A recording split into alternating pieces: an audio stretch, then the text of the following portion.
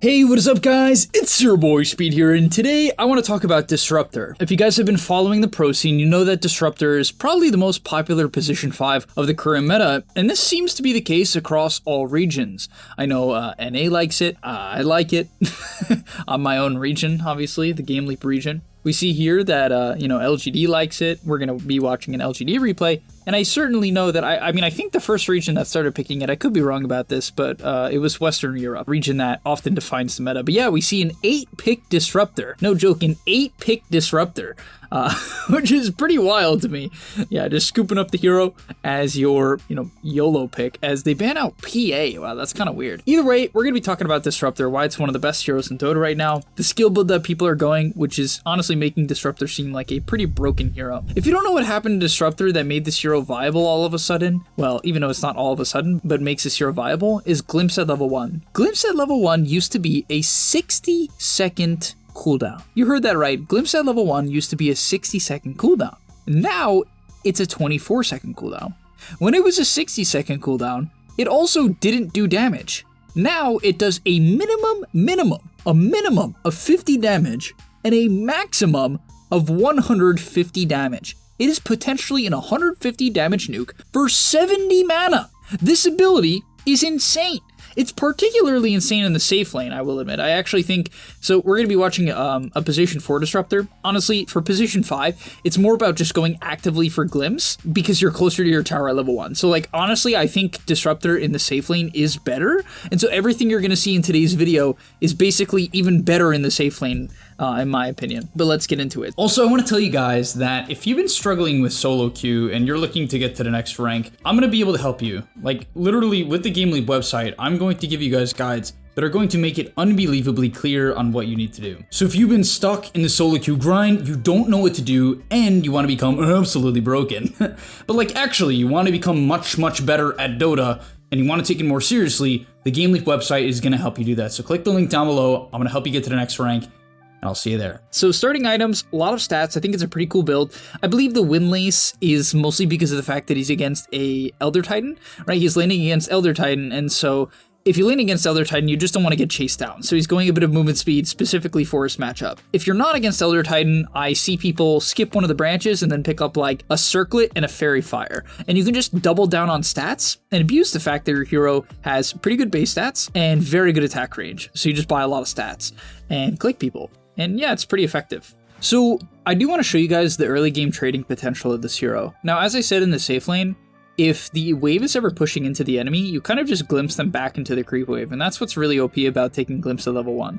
However, even in trades like this, he doesn't take Kinetic Field. Now, I will admit, Thunderstrike at level 2 is relatively uncommon. However, it's an 140 damage nuke. So at level 2, you have up to 290 damage of nukes, right? And your Q slows. It might not seem significant, but it is. Right, even though it's 0.1 slow, 0.1 seconds of slow, it's actually very significant. And then you also have repositioning and glimpse. So this hero does up to 290 damage at level 2 and can slow you and can reposition you, right? So it's just straight up insane. And of course, a lot of people take Kinetic Field at level 2. If your lane, if you don't need the extra damage, let's say you're laning with SF, I had to lane against Shopify and they picked Disruptor SF. If I ever get glimpsed in the raises, I'm just dead, right? Because I'm going to get stuck in a 2.6 second Kinetic Field, right? I'm just dead.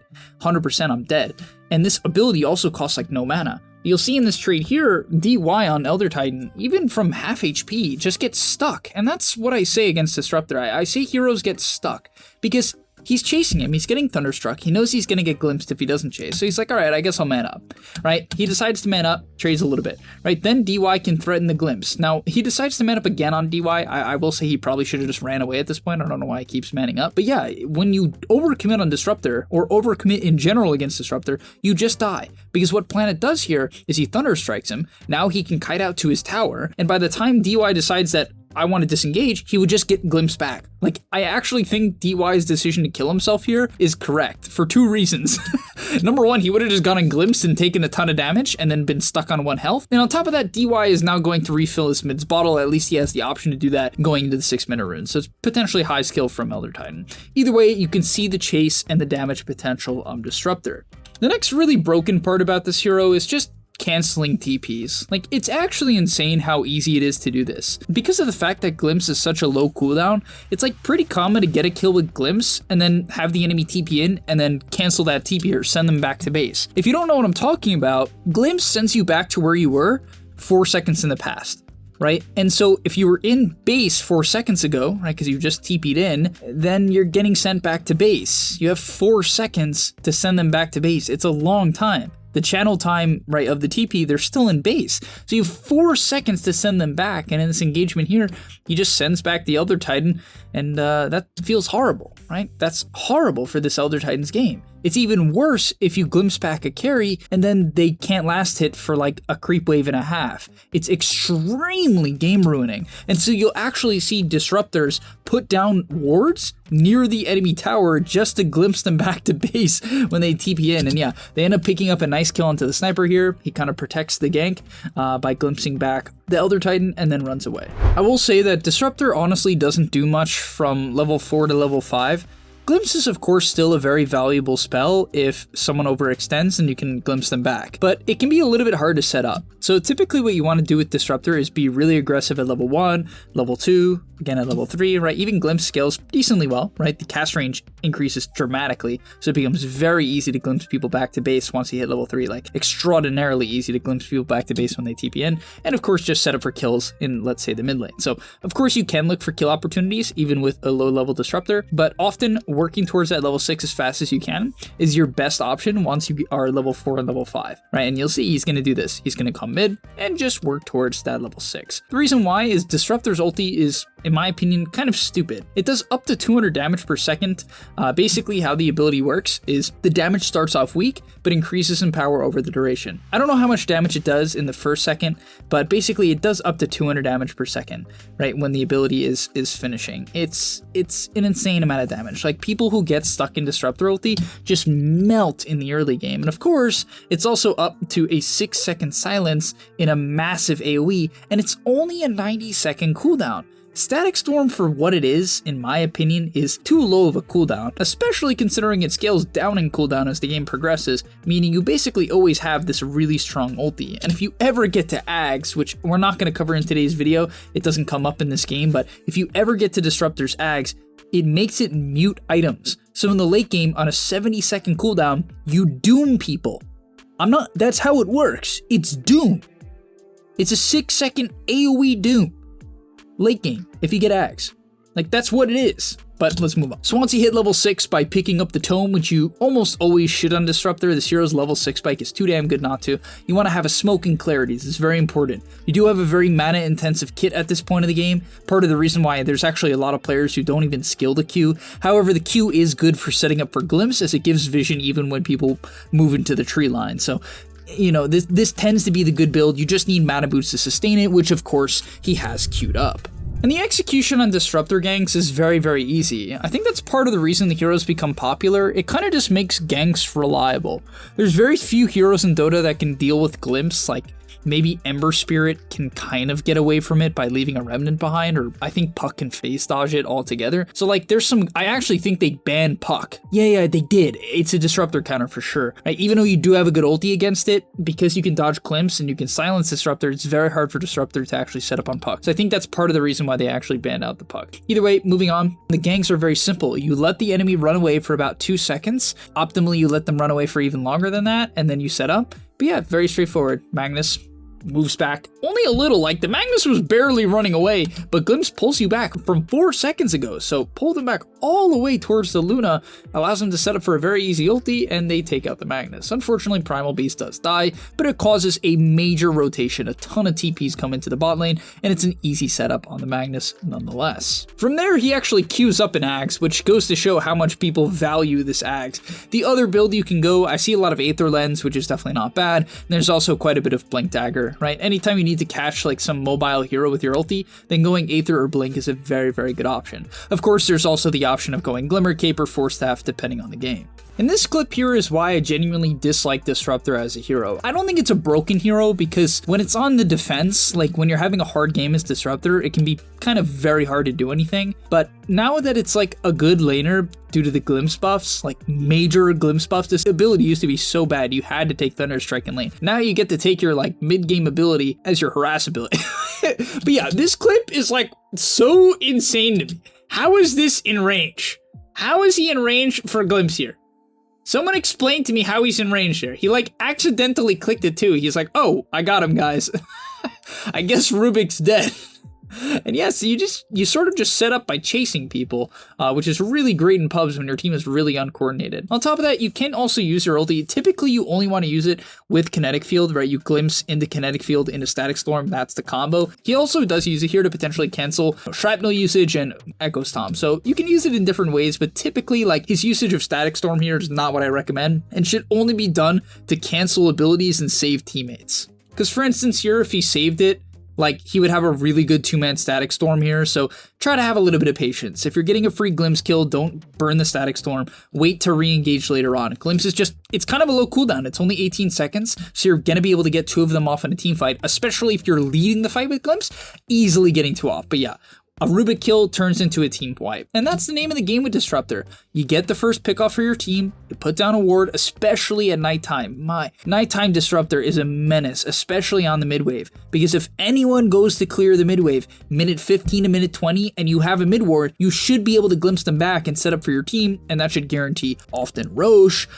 mid tower, whatever it is, it can guarantee a lot. And funny enough, he maxes his Q this game. He's playing position 4, which maybe makes me think he's gonna farm a bit. And keep in mind, the Q maxed out is pretty insane. It's a 0.4 second slow 4 times, which is pretty significant considering it's a 100% movement speed slow, but it does 110 damage 4 times, right? It's a 440 damage nuke that gives vision, slows, and is on a 9-second cooldown. Thunderstrike when maxed out is pretty insane considering the cast range is also really, really high, right? You'll see here, like, the cast range extremely high on this ability. So if you're playing a position 4 Disruptor or you think your team lacks a bit of damage, your Q is just a ton of damage, like a ton of damage. And Kinetic Field, it is obviously the more standard build, Glimpse Kinetic Field, because you glimpse Kinetic Field and keep them in your ulti.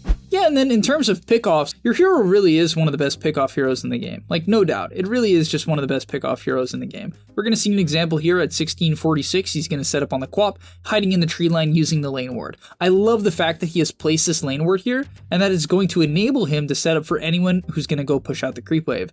A little bit of synergy with his Primal Beast, and they're able to pick up the kill. And you don't even need this much synergy in your pub, because you can lead with Thunderstrike, let them run away, glimpse them back, and then your teammates who are barely paying attention to your calls will still be able to catch up. Obviously, you kind of need to lead Static Storm against Quap, unless she's going to blink onto a ward, which maybe she would have here. But yeah, sets up for the roar, into the unit, follow-up stun from the Centaur, and they pick up a nice pick-off. Planet's gameplay is just so clean this game, right? He's really good about looking for opportunities with his +1. I will admit, Disruptor always needs a +1 to get kills, but let's be real, that's like every support in Dota. He's gonna set up with his Beastmaster once again, leading in with the Static Storm. Optimally, if you do go Blink Dagger, you lead with Kinetic Field. The reason why you want to lead with Kinetic Field, basically no hero is going to react to Static Storm. You know what I mean? Like maybe something like Puck. If they have maxed out Phase Shift, you need to lead with Static Storm. Like, so there are examples, but for the most part, you want to lead Static Storm, give it time to form. It does take 1 second to form. They can run out of it if you're not quick enough. And so yeah, he leads with the Kinetic Field into the Static Storm, into the Q. It's going to do very, very solid damage onto the Quap, which is going to build up over time as the Static Storm does more damage over time, and they take out the Queen of Pain. And if you manage to start any fight on the right note with a Disruptor, you're basically guaranteed a second kill. In most games, honestly, you just never get this kill. Kaka's just, using his shovel. He just wants to shovel the damn creep.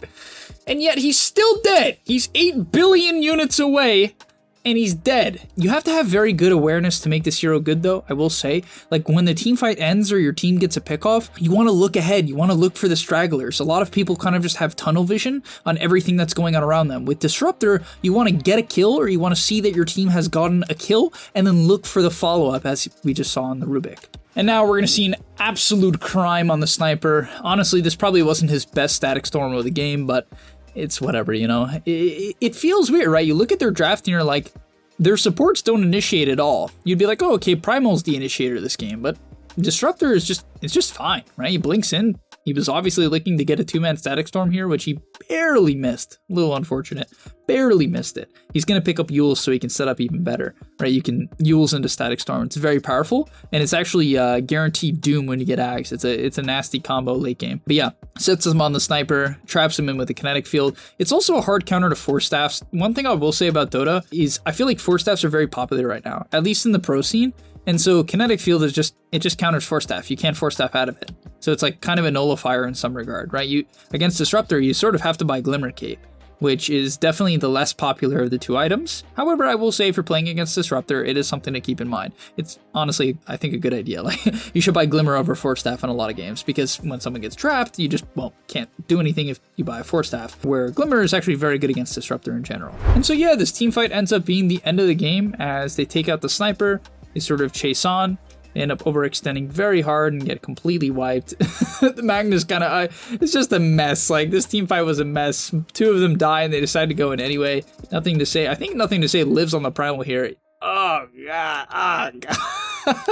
And yeah, they call it GG. And so I hope you guys are inspired to play a little bit of Disruptor. I definitely am going to be picking this hero a lot if I have to play position 5 in my pubs, and I'm certainly going to consider it for my pro team as well, because I just think that this hero has too much value. It's a lot of pick off, it's a devastating teamfight ulti, it scales well, it's a good laner, it does everything. I don't often say that about heroes, but it's good at every point in the game. Whether or not you're losing, winning, like even this concept, there's a concept, I even think I kind of said it in this video, there's this concept where Disruptor is like sort of bad when you're behind because Glimpse isn't as useful, but even then you can save people with Glimpse, and Static Storm is like a good pickoff spell from behind. So it's like, this hero is just too versatile right now, man. So yeah, thanks so much for watching. I'll see you in the next one, and I'm out. Peace. And that's all, but remember, before you leave, before you tune out, subscribe to the Game Leap website where we are going to help you get to the next rank. If you're stuck, click the link down below, and I'm out. Peace.